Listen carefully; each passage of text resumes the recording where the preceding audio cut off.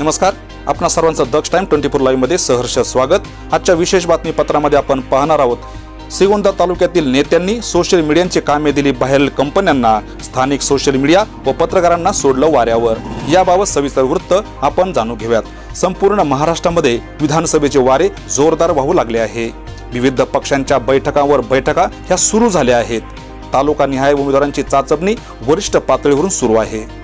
वेगवेगळे सर्वे करणारे माणसे आता गावागावात दिसू लागले असून श्रीगोंदा तालुक्यातील काही सुघोषित नेते आपण त्या सर्वेत पुढे राहण्यासाठी सोशल मीडियावर ऍक्टिव्ह दिसण्यासाठी स्थानिक पत्रकार, स्थानिक सोशल मीडिया जे मतदार आहेत त्यांना वाऱ्यावर सोडून जिल्हा व तालुका बाहेरील उच्च कंपन्यांना लाखो व कोटींचे पॅकेज देऊन नेत्यांना स्थानिक नागरिकांनी न बोलवलेल्या आपल्या सुखदुःखातील व्हिडिओ, फोटो सोशल मीडियावर या कंपन्यांद्वारे काढून सर्व व्हायरल करून सध्या धिंगाणा सुरू केल्यानं प्रिंट मीडिया व इलेक्ट्रॉनिक मीडियाच्या वर्तुळात नाराजीचा सूर निघत आहे।